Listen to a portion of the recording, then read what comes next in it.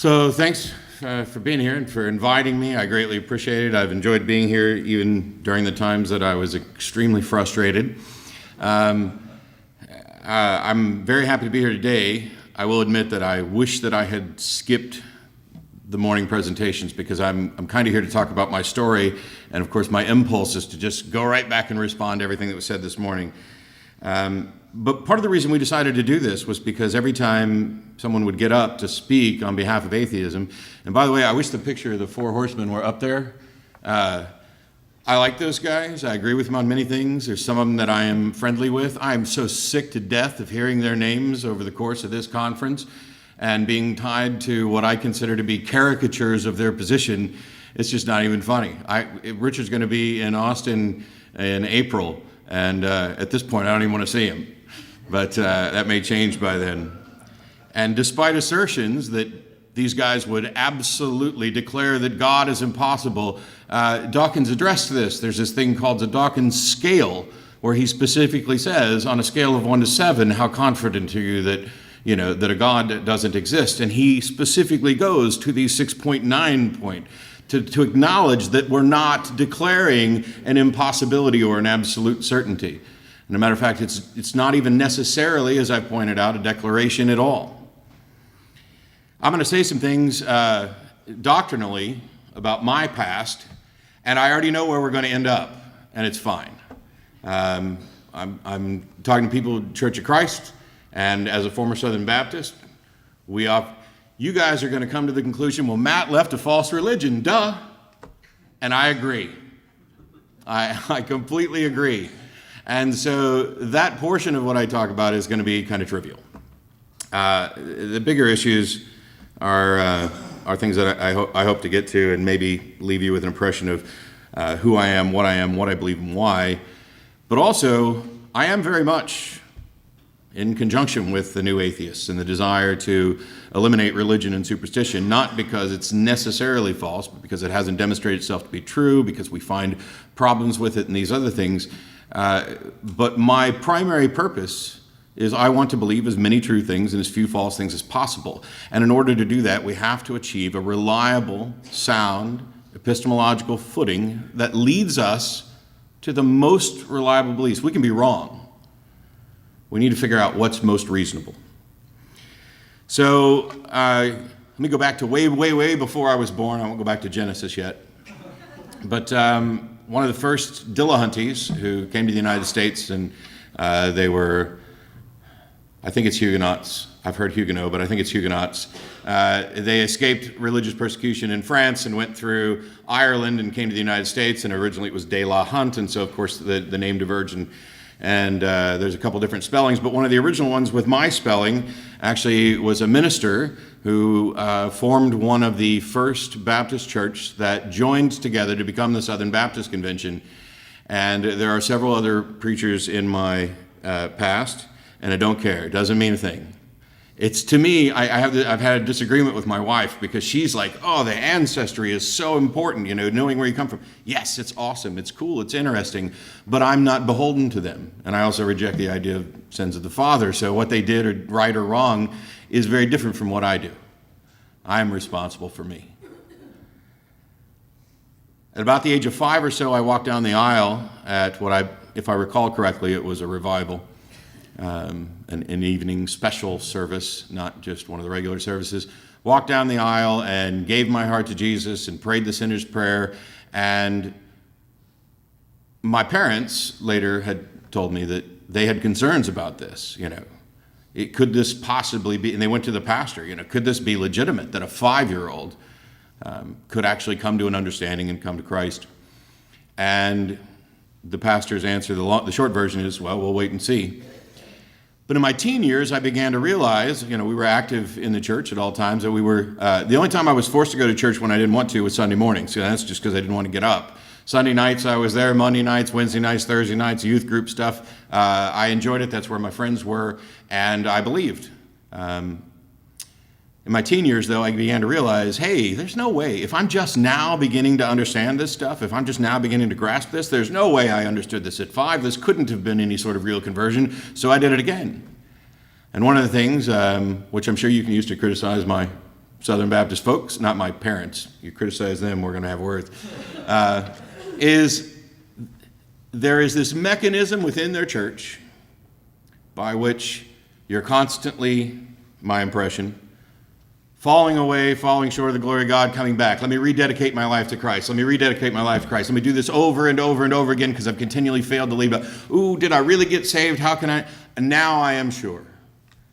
And this is the process that many of the people in our youth group went through, which, by the way, our youth group was so close that there's actually a Facebook page that was put together by some of them to get together and talk all these years later.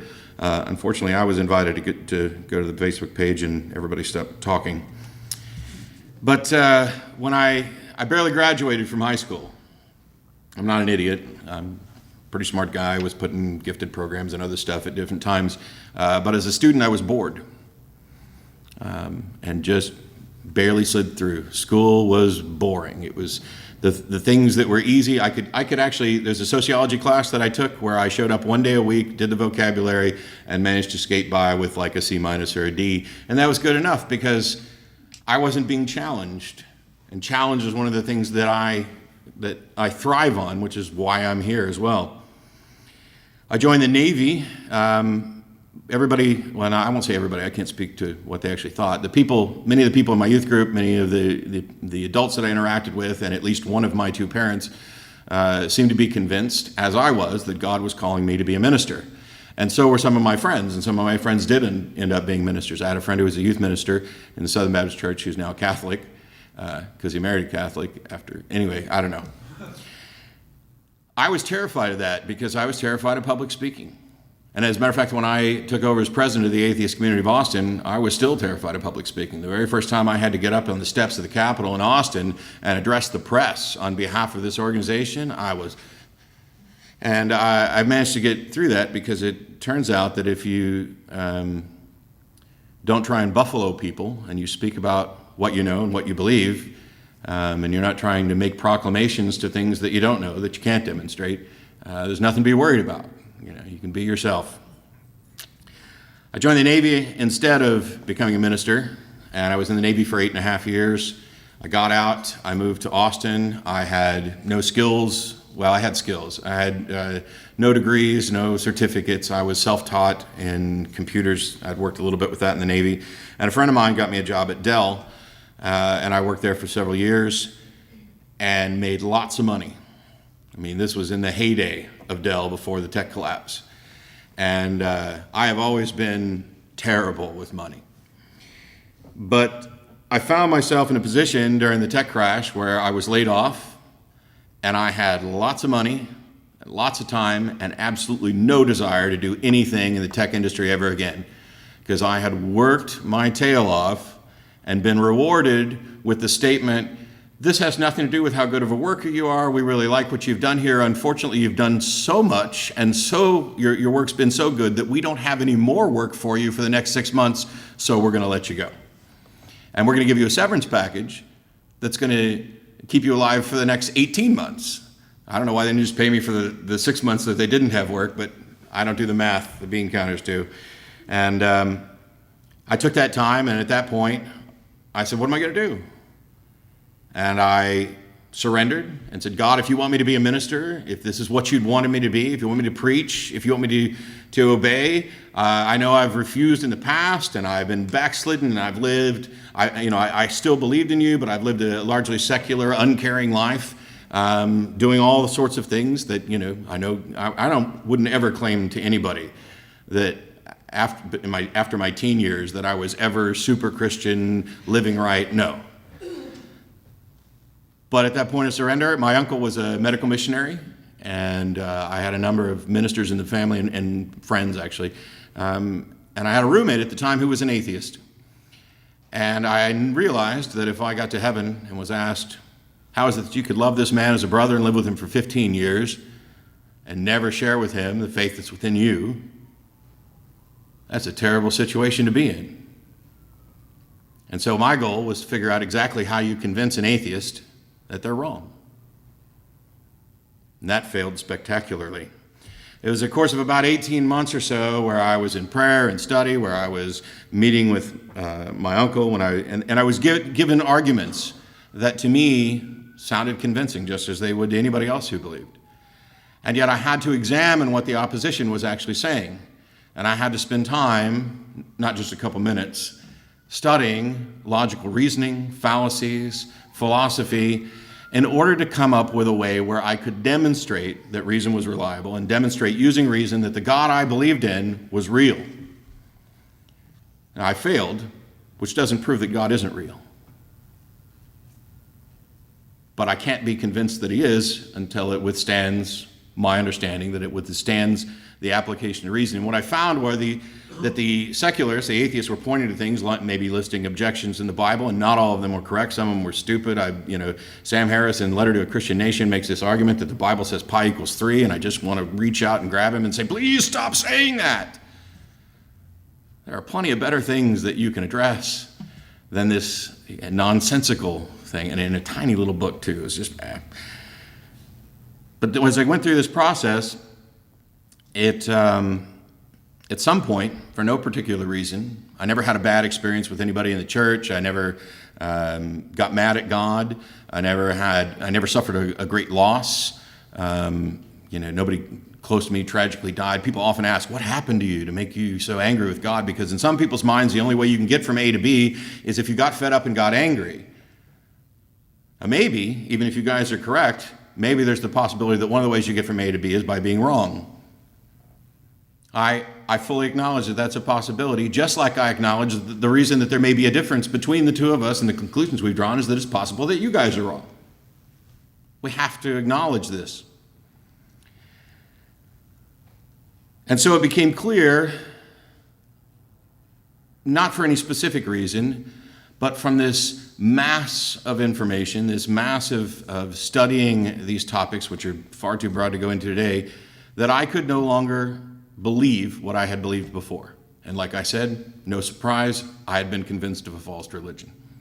So obviously I found my way out of that. But I began to say, I don't know what I believe. Do I believe there's still a God? Maybe the Christian God or this particular version of the Christian God isn't believable, but maybe there is one that is. And I realized that it was going to take me more time than I could ever come up with in my limited lifespan to actually thoroughly investigate this.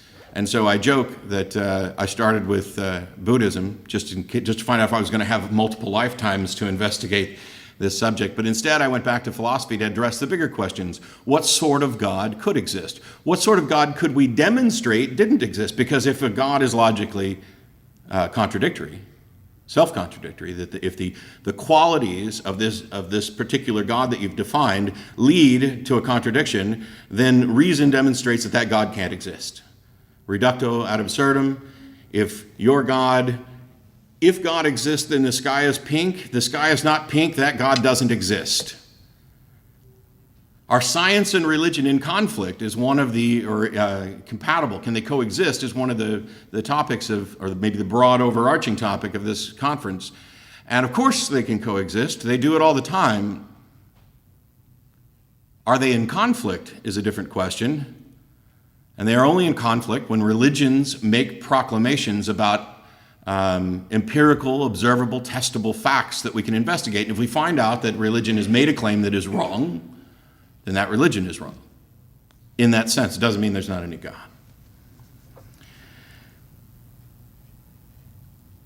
There are, in addition to the idea that there are gods that we can disprove, both if they're internally contradictory and if they're directly contradict a direct observation of nature, something that's demonstrable, there are gods that we can't disprove. And my understanding of the history of religion and how it's evolved is that the process of apologetics has worked to create God concepts that are then unfalsifiable. Basically, somebody launches an objection, and now there's a slightly new version. And somebody launches another objection, and now there's a new version, until you get to this thing that is unassailable. Whether or not it's demonstrable is another issue.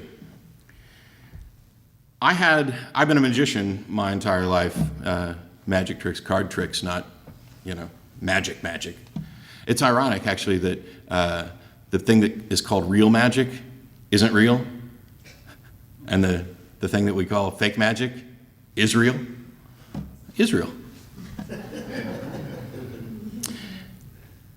And so in the process of all that, I also gained an understanding, not just in how to fool people, but in how people fool themselves. There's a period of time in the Navy where if I was doing a trick for somebody, some people go, it was a good trick. Or there were other people, and this is not hyperbole, this is not an exaggeration, who would literally shake and quiver and move away, and how can you live with that demonic power? That's dangerous. And I had just done a card trick. These people had some false premises on which they had based their ability to investigate what I was doing. And in some cases, and this is the terrifying thing about how bad we are at reasoning, even if I showed them exactly how I did it, they would say, that's not what you did a minute ago. That's one of the greatest secrets of magic. If you listen to somebody describe a magic trick that somebody's done, oftentimes what they describe is not only not what happened, it's better than anything anybody could have done. Oh, he shuffled the deck and he put it behind his back and he gave it to somebody else and they picked out a card and nobody came near it, and he was in Minnesota and they were in Chicago and he told him what the card was, and then it flew all the way from Minnesota to Chicago. I mean, that's the way we describe. We are exaggerators. I don't want to dig into specific problems of doctrine, because even if I was still here as a Southern Baptist, we'd disagree. There are, though, things about the core of Christianity that I don't agree with. I reject the inherent notion of sin, or sins of the Father being passed on the Son. I reject substitutionary atonement. There are pronouncements that we can quibble about whether or not the Bible advocates slavery, or whether some woman who's been raped has to marry a rapist and all this other stuff. But when I looked at the Bible, it seemed to be a chronicle of God's failures. He creates everything, it goes wrong. He tries to fix it, it goes wrong. And yes, we can come up with apologetics and say, hey, it's all man's fault. Okay. But does it make sense? I mean, if I told you, and this is going to be blasphemous, and I don't do this in a church lightly, please take it as illustration, I don't consider what happened to Jesus, if it happened, to be an actual sacrifice. Because if somebody told me, I can guarantee you absolutely, and I have absolute certainty, that if you killed me right now, and I was dead and never came back, that it would end poverty and suffering in the world, and I knew that this was absolutely true, kill me. And you don't have to bring me back. But the idea that an individual would do this and then not only come back, but come back 3 days later and be God and live forever, I don't see what the sacrifice was. There's a glib little joke that people have used that when Elvis died for my sins, he stayed dead. And I don't mean to be insulting on this, but there's a way of looking at this that is just baffling. And there's another way of looking at it that seems to bear out. This ability to look at this and read it properly, read it in context, but I don't see how we've come to the determination that this is properly. There was an ironic statement made today about atheists asserting no possibility of God, which was coupled with the assertion that this thing just couldn't happen by coincidence. How do you know? How did you determine that coincidence was impossible? And by the way, is coincidence really the right alternate proposed explanation? When it comes to evolution, we tend to get confused over the language. Evolutionary theory, the theory of evolution by natural selection, is the scientific theory that is there to explain the observable facts which we identify as evolution, which only says things have changed over time. Please explain the diversity of life from there is life to there is this diverseness of life. And it's also described as the change in allele frequency over time, which doesn't do any of us any good. But this idea, it's all chance. No, that's not what science is telling us about this. Natural selection is the exact opposite of chance. Oh, it's just about survival of the fittest. Man, that is just a most terribly misused phrase, survival of the fittest, and we infer so many incorrect things from it, and all it's actually saying is those entities which are it's a tautology really, those entities which are most likely to survive in these conditions and reproduce are the ones that are most likely to survive and reproduce in these conditions. And the changes that happen to us, which we recognize, that allow us to be better at surviving in those conditions, that's how it goes. And those conditions aren't always the same. It's really, one of the most difficult things is trying to capture this fluid dynamic that we're dealing with.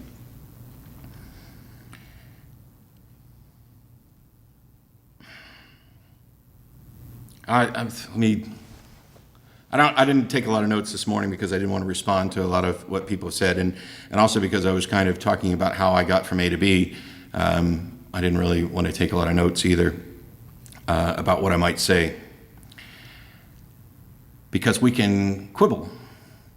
We can have disagreements about what the Bible actually says, and we could have done that when I was still a Southern Baptist. I think one of the primary objections, which I heard again today, no fault to anybody who said it, is that we must be compelled to trust the testimony of people who are trustworthy. That, when taken as a broad global assertion, is a flawed epistemology. Because the fact that my mother's trustworthy, my mother is incredibly trustworthy, and I trust her about many things. Should I trust her version? Her view of what the Holy Spirit has supposedly told her? Clearly not. You guys would agree with it. I shouldn't trust her on that. So the idea that somebody is trustworthy and they've told you something, yes, it's a compelling reason to pay attention to them. Wow. Because the person that I know to be a liar, the person that I know to be confused, the person that I actually know to be an ignoramus, to use the word from last night, I'm not going to trust them with almost anything other than the trivial. If my wife tells me, if you tell me, hey, I just bought a new car, how do we go through and assess claims? Our brains do something, and we become so good at it and so bad at it, that it just kind of happens and we don't ever actually address it. So I hear a new claim, and my brain has to do a whole bunch of different things. The first thing it has to do is say, how does this fit with what I already know and understand? And sometimes, boom, if your mind is closed, you just reject it right out of hand. And I'm not necessarily presenting these things in order. How does this fit with what I already know and understand? What do I know about the source that I'm getting this from? Is this a trustworthy source or not? Do I think they have reason to deceive me? Do I think is it likely that they've been deceived? What would I have to change about my current set of beliefs if I were to accept this new belief? How does this new piece of information, if true, change my worldview? Our brain does ask those questions and more, and it's not like if you said, hey, I got a car, I don't actually sit here and go, how does this fit in with my beliefs? What do I know about? No, it happens intuitively because we trained our brains. When people talk about thinking with their gut, thinking viscerally, common sense, we have trained ourselves to be really good at distinguishing things. But we are far from fallible, or far from infallible. See? Right there. I'm far from infallible. And so as our brains go through this model, we have to make some determination. And no, you don't have to put everything in a syllogism. But anything that can't be put into a syllogism, I don't know how you can have a good reason for accepting it. I don't have to put God in a syllogism to be able to come reasonably through this kind of colloquial, every person's view of reason to the conclusion that God exists. But if in fact that is true, then it is also true that we could put that into a syllogism. And my point from yesterday was that when we do that, the reason that the reason we talk about syllogism, we talk about fallacies, is that when you put your premises into a syllogism, you have a sound footing to determine whether or not you have a good reason to believe. There's two assets or factors to a syllogism. One is validity and the other one is soundness. And validity goes to the form or structure of the argument, A, B, B, C, blah, blah, blah. And soundness goes to the actual content. And as Israel pointed out, you could spend years studying this and you might still end up wrong. But my objection isn't to not putting things in syllogistic form. It was an encouragement to learn about it so that you can. Because as far as I can tell, there is no proposition that we can have any hope of demonstrating reasonable truth for that proposition that you cannot put into a properly constructed syllogism. And the fact that we don't is a testament to how we think. And the reason I didn't last night, as Israel brought up, is because I recognize that is tedious, that it is perhaps over some people's heads, not implying anything, because I'm not claiming to be the smartest person in the room by any means. As a matter of fact, I can pretty much guarantee you I am definitely not the smartest person in this room. But if it's my view that presenting something as a syllogism is not going to have an impact because some people in the audience may not understand it, then I have to present it in another way. And I'm not up here asserting absolute truth, and neither is science. Science, this method, does not get you to absolute truth. It does not make proclamations of absolute truth at all. It tells us what is the most reasonable explanation given all the evidence. And the process is strict and rigorous because that's what consistently, demonstrably produces the most accurate models of reality. And so my position isn't, I can prove there are no gods. I can prove some of the gods false. My position is, I'm absolutely certain that there are no gods. No, I'm pretty certain that there are no gods. We could actually put together some arguments for that. I touched on it a little bit when we talked about whether or not God is man-made, about what I think is the most reasonable explanation and why. But this idea that we need to trust testimony with regard to extraordinary claims is one that I just cannot do. I am incapable of it because we know that if you trust testimony for extraordinary claims, you are more likely to believe something that's not true, because there are mountains of extraordinary claims out there that come from people's testimony. I mentioned alien abductions. That's testimony. Those people are otherwise trustworthy. The question is, are they trustworthy and accurate on this specific claim? And how do we determine that? If the claim is that we just determine it because they're otherwise trustworthy, then we believe them at our folly. Doesn't mean they're wrong. It just means we can't be confident that they're correct. And until I can be confident that the eyewitness is correct, it's irrational for me to accept that they are. Which is why one of the many reasons why I don't accept the Bible or this claim that, the days of miracles are no longer needed because we have the testimony. Well, that's hearsay.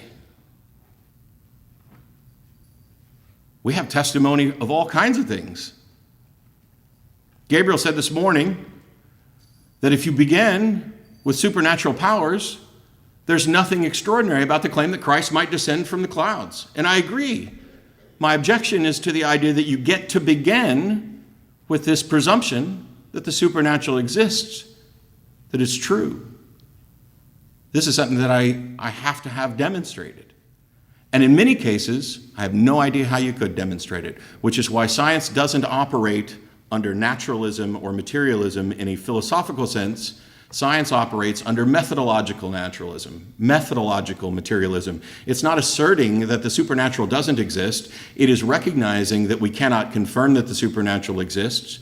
It is recognizing that we have limitations in our ability to investigate it. And it is recognizing that if it's okay to claim that the supernatural is real, then you cannot trust the results of any experiment you could ever do. All of rationality, all of science falls apart if I'm doing an experiment with two beakers and there's some likelihood that we must consider that a God or other supernatural entity messed with my results. All of my results are now suspect. And so science, as a matter of necessity, operates not under the presumption that the supernatural isn't possible, but that we have no way to confirm it, and that if we inject it, we're done. And I'm done. Thanks so much, everybody. I appreciate it. Thanks, Matt. I want to begin this morning, afternoon by, first of all, thanking the eldership here, thanking Gabriel, and all those who were participants to make this lectureship what it was this year. We want to thank you for your dedication, your hard work, and even those who perhaps are watching us via the internet and those who will consider these things for days to come in either audio or video format. I want to thank Matt, he and his lovely wife, who had been with us every step of the way, and for his attitude, his demeanor, his graciousness. And I want to begin this afternoon, as I march towards my summary, by saying some very difficult things. I do not want anyone to misunderstand me, but at some point, a man must stand on his convictions. I did not agree with the point that was made by Brother Garner when he said that he believed that Matt articulated his position better than it was perhaps articulated by those of us who presented information throughout these last few days. The reason I don't agree with that statement, and I'm not faulting Brother Garner and his entire presentation, just that one point, is because for the first night, Matt used at least 4 times, "I don't know." And he also began the second night with, "I don't know." And interspersed between those two discussions, he also said, "I don't care." Now, how does ignorance and indifference mean that his position was articulated better than what was presented?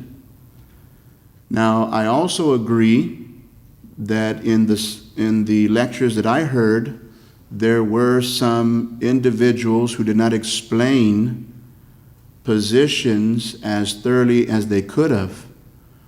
But that does not mean that I'm going to make a public statement where, in essence, I'm uplifting the atheistic position and chiding the position of which I am a member.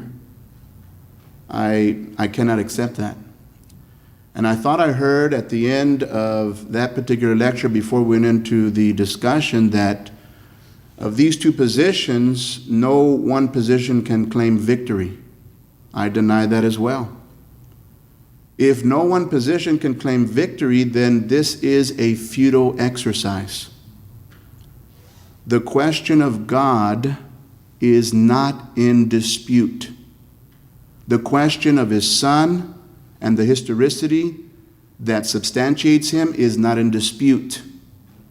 The question of the Holy Spirit, whether he existed, the question of the church, which men are drawn to today in order to receive salvation, is not a matter of dispute.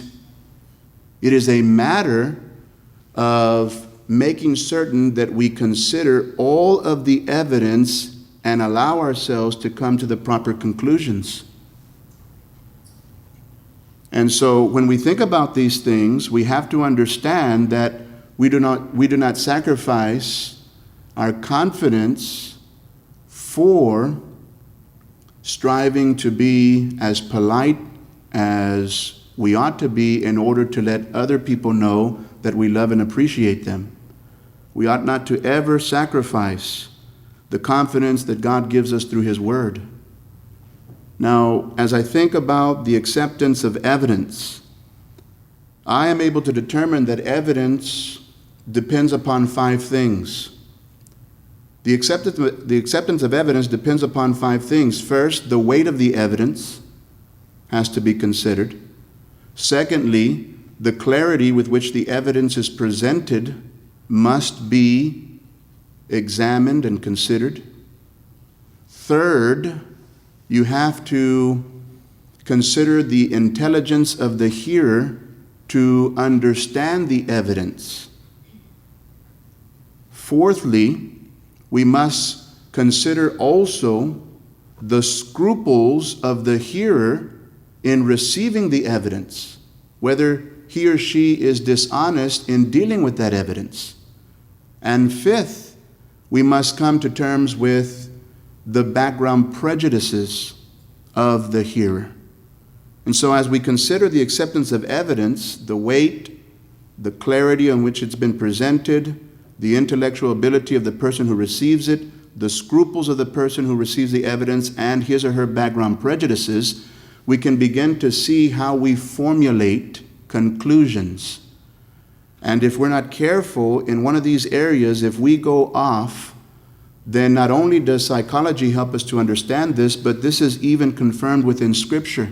It is possible for a person to completely shut down to the evidence, although they claim contrary to that.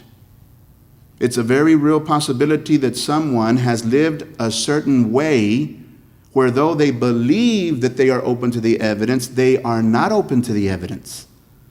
The Bible mentions in both the Old Testament and the book of Proverbs chapter 1 that it's possible for a person to reject God constantly and consistently to the point where they are completely shut down, where not even God can convince them any longer. And when they reach that position, then they are destroyed first by their own lives and then ultimately by the justice of God, because they have rebelled against God. And that is the end of rebellion. It is the end of stubbornness. When the Bible talks about heaven and hell, we have to have an understanding that God doesn't place anyone in heaven and He doesn't send anyone to hell. It's based upon our own decisions. The decisions that we make here upon this life, based upon the evidence that God has supplied, we either end up in heaven if we understand everything that God has attempted us to understand, or we place ourselves in destruction, and ultimate destruction is what the Bible calls hell.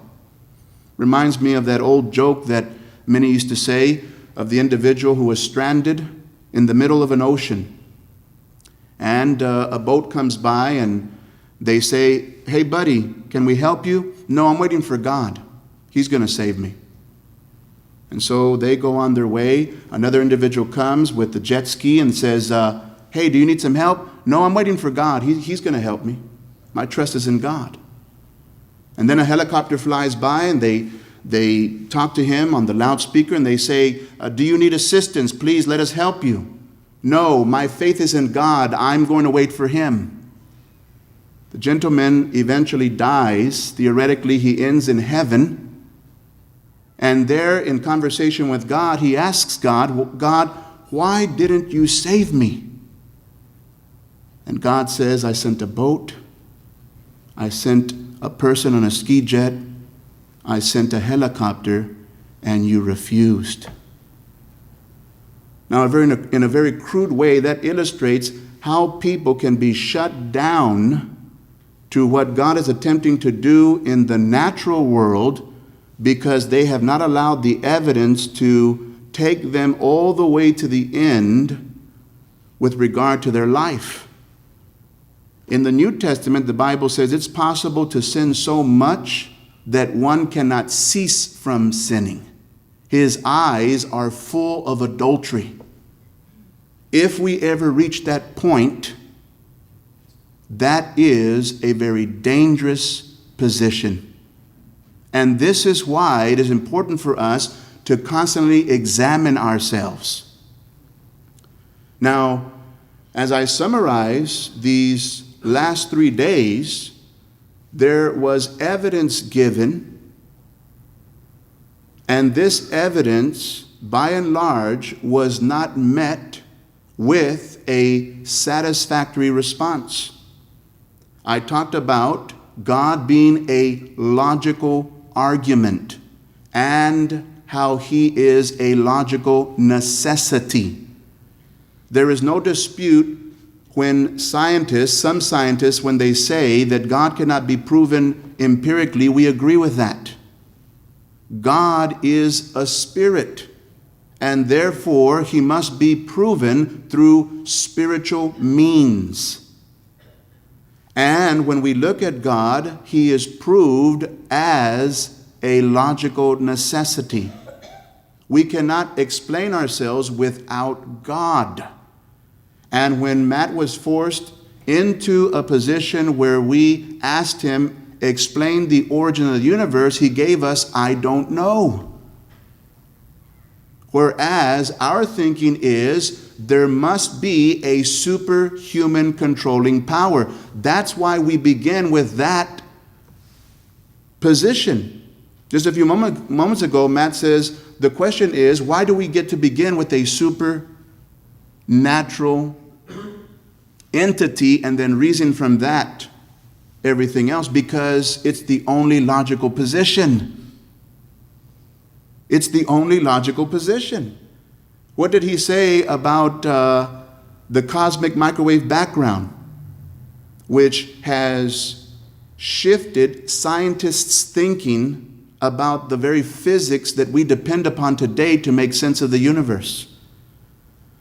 The new picture of the cosmic microwave background, which is probably the greatest evidence for the Big Bang, at least in secularists' mind, has now demonstrated to us that it is not symmetrical. The universe, this light that continues with us from supposedly the Big Bang, is not symmetrical. It is asymmetrical. It is lopsided. And therefore, it causes scientists to think, have we got it right from the beginning?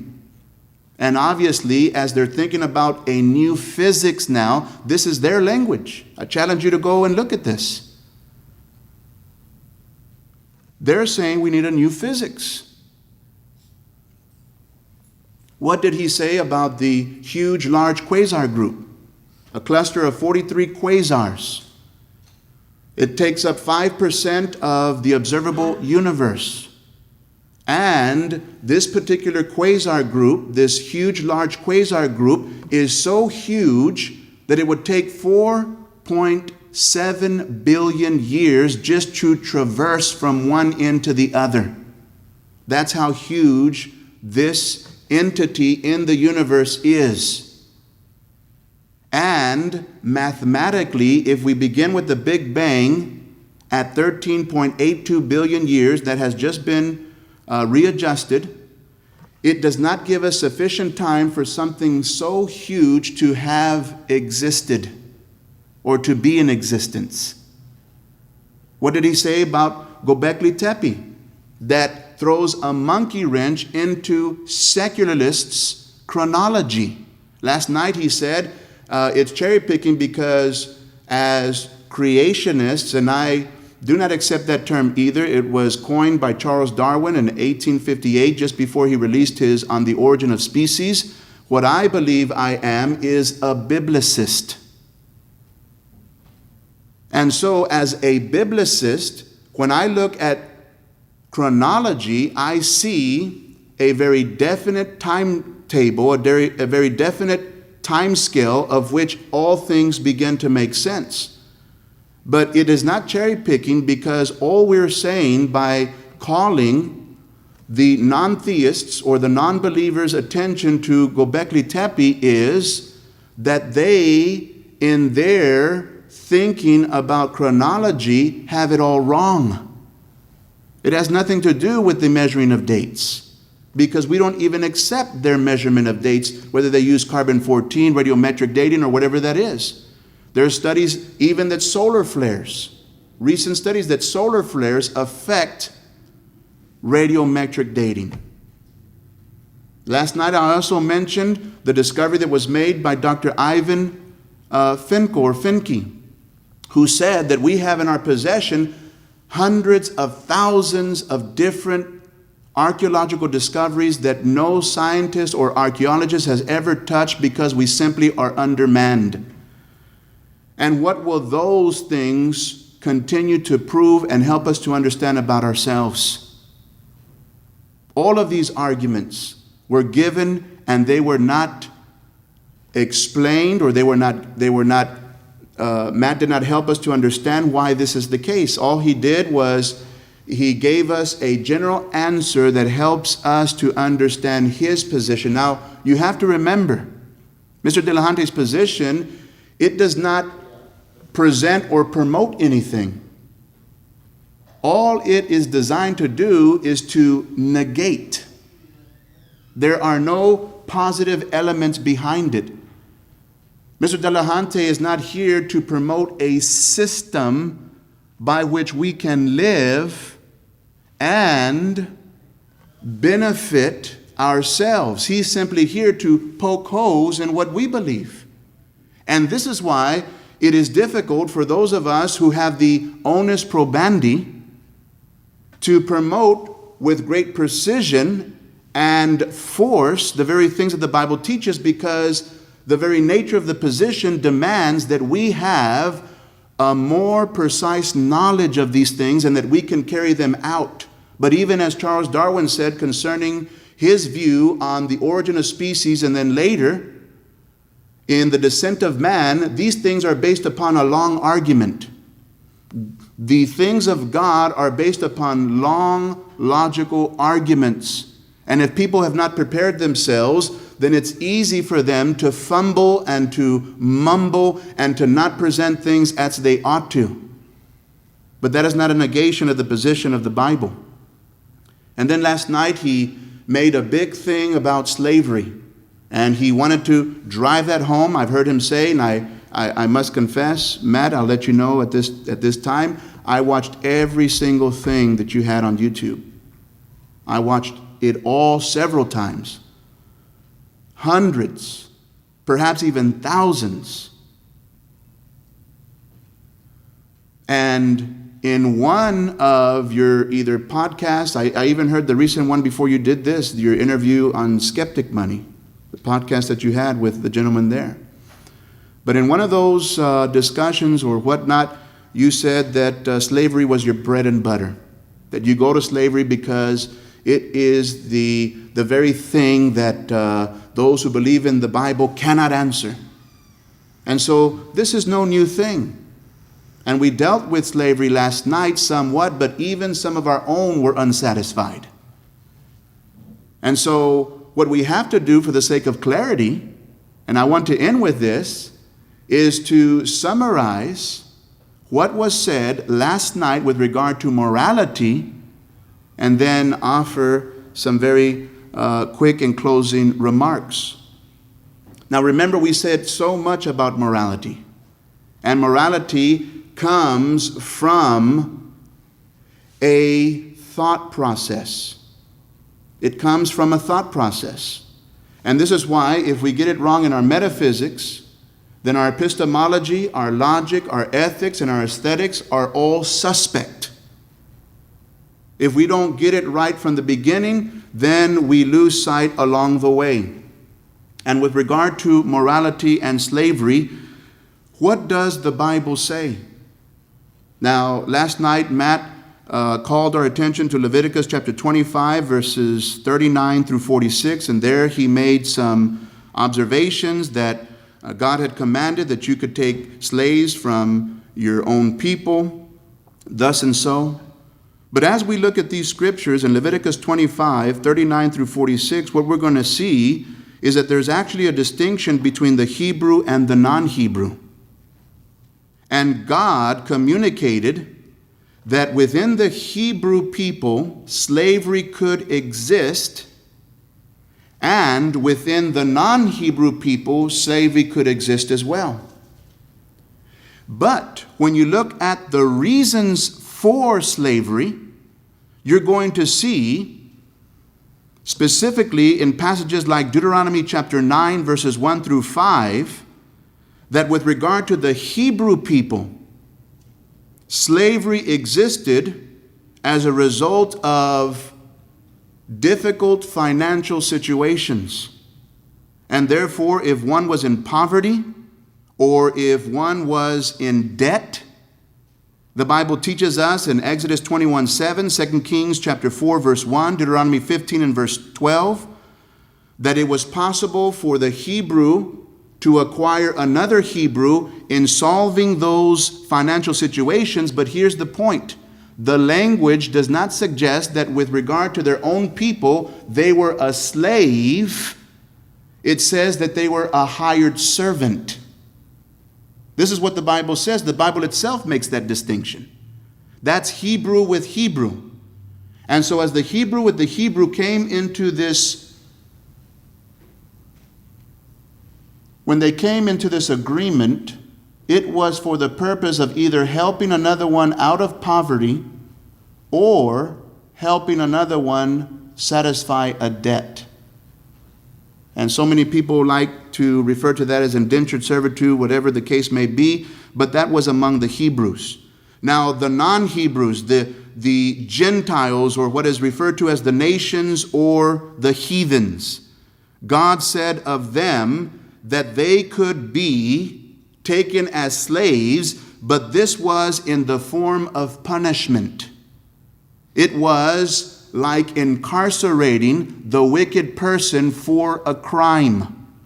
If you look at Exodus chapter 22, verses 1 through 3, it says there that even a Hebrew could be enslaved for punishment of the crime of thievery. And so God was not a respecter of persons. Even in slavery, if one of his own people committed a crime, then that person could be enslaved because of that crime. It was, and this is why I brought up last night, the idea of incarceration. If someone today commits a crime, we incarcerate that person. We take away his or her freedom. And Matt made a quibble about, well, they're not property. They are property in one semantical sense, because we don't refer to these individuals by their name. We don't say John Roberts is a prisoner in the Huntsville prison. We say prisoner A1-752A. Sounds a lot like property to me. And they're scanned when they come in. They're scanned when they leave out. They're told what to do, what time to do it. And if they rebel, they are disciplined. This is what was happening even in ancient times. When people committed wickedness and crimes, God allowed slavery in the form of incarceration to exist. But this is how the Bible explains it. And this is why the Bible teaches us that nations like the Assyrians and the Babylonians even disciplined the people of God. It was not just the people of God enslaving other people. It was other people enslaving the people of God. God was not a respecter of persons. All of these things were taking place. Now, with regard to the non-Hebrew and his enslavement, the Bible teaches in Numbers 31:14 through 20, the reason why they were enslaved. It was because of their wickedness. It was because of the fact that they were a bane on society's existence so long as they continued down that lifestyle. And as a form of punishment, God allowed his people, as they were his tool, to punish the wicked people. That's back up in Deuteronomy 9:1 through 5, is the reference I gave earlier. But we also have an example of this in Joshua chapter 9. You remember there where in the conquest of Canaan, as God was working with the Israelites, they were destroying several nations that God had already promised that he would give them into their hand because of their wickedness. In Genesis chapter 15 and verse 16, there the Bible reminds us of the Amorites and how God was going to rain judgment upon them. How would he do this? In several ways, but one way was by his people going in and destroying them because they were wicked. And so in Joshua chapter 9, as the children of Israel were conquering the land of Canaan, there were a group of Gibeonites that had heard that Israel was coming. And so, as it was custom among the ancients, they would all often seek to establish a treaty based on ruse. And so, as the Gibeonites met the Israelites, they engaged in conversation, discussion. They said, please help us to stay alive, and we are not part of the Canaanites. We've heard of you, and we've heard the destruction that you have been bringing upon this land, but we're not of the Canaanites. Save us alive. And the Bible specifically tells you that at that time, the people of God did not consult God. And so they made a treaty with the Gibeonites. And they said, we will allow you to live and exist in peace. Later, they discovered that they were lying and that they were false. And what happened? God commanded those that were worthy of death to die, and others that were worthy to be enslaved to be enslaved. Now, what are the benefits of slavery? Especially according to the way the Bible paints the picture. Number one, even though slavery was permitted, within slavery, there was to be no mistreatment of the slave. In Exodus 21:20, if a slave was mistreated, either of their own brethren or of the Gentile, that person who did the abuse, who did the mistreating, was punished by God. We see that even today in our system of incarceration. If there is inhumane behavior, if there is behavior that is not consistent with right thinking, that person is either fired or disciplined. Also, we see in Job chapter 31, 13 through 14, as Job begins to think about the treatment of his men servants and maid servants, he says, if I mistreat them, then how can I stand before God? If I despise them, how can I stand before God as correct? Even Job recognized that in acquiring these slaves, for whatever reason, as we've already pointed out, he had to treat them properly. And then here is the big idea that I think Matt has been missing with regard to slavery. And I'm talking about that aspect of slavery that is comparable to incarceration. When we incarcerate people, why do we incarcerate them? What is our purpose? Because if they commit a crime worthy of death, they are put to death, which, by the way, is also substantiated by God's law. But if they're not worthy of death, we incarcerate them for what purpose? To what intent? To rehabilitate them, to help them to understand the lifestyle they have chosen is not the right lifestyle. Lo and behold, in Scripture, the Bible teaches us that among slaves, Hebrews, of course, this is a given, but among the Gentile slaves that were enslaved by the Hebrews, they were allowed to enter in to the worship of God. In Exodus chapter 12, verses 43 and 44, there the Bible says that they were, by implication, taught the ways of God, so that they could learn that their heathen ways were not right. Later, in the book of Deuteronomy chapter 12, verses 10 through 12, they were allowed to go into the sanctuary, and they were allowed to observe and to participate, at least at some length, with the various ritualistic sacrifices that God had already established. And they were allowed to do this in the Passover, which is perhaps one of the greatest festivals of God ever instituted.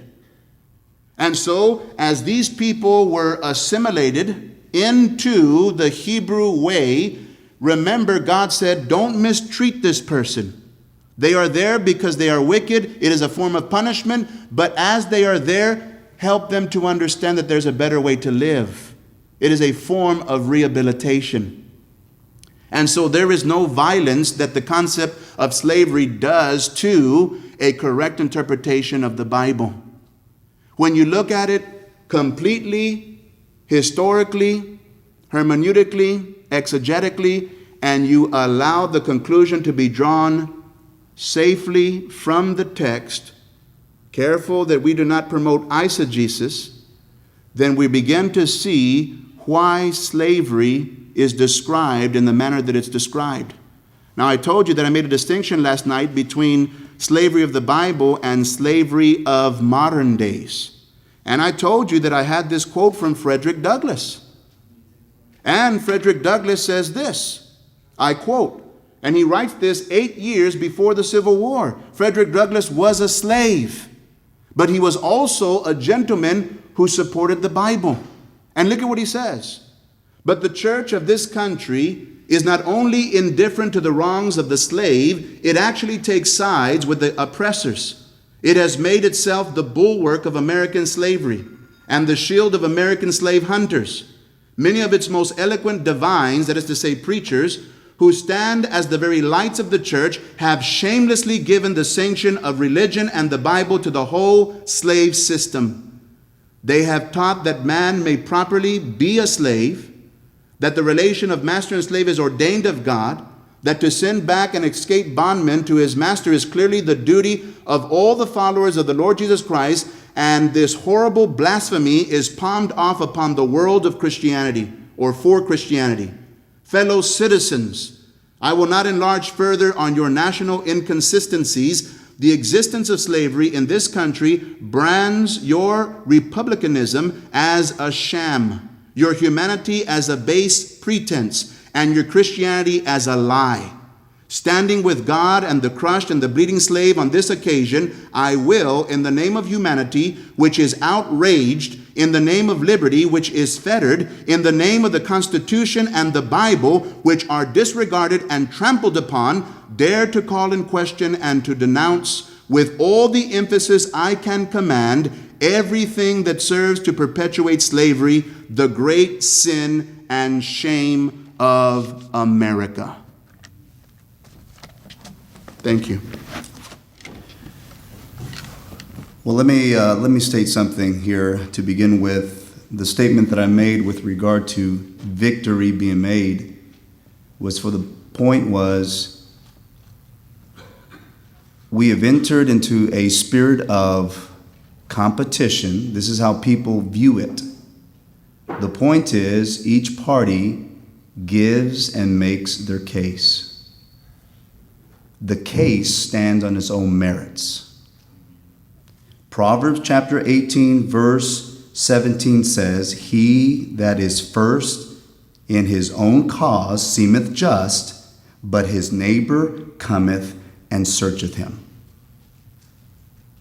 I think we're all intellectual enough to decide for ourselves whether to tout whether I'm the victor. Let the argument do the victory. That's the point. The point is expound both issues, listen, because our ultimate goal is to come to truth, isn't it not?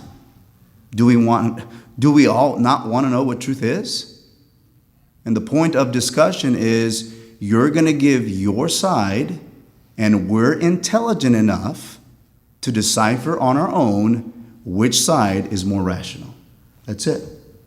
And so to say that I was advocating that no one has truth, or we can't know truth, that one can't not have a victor, I wasn't saying that.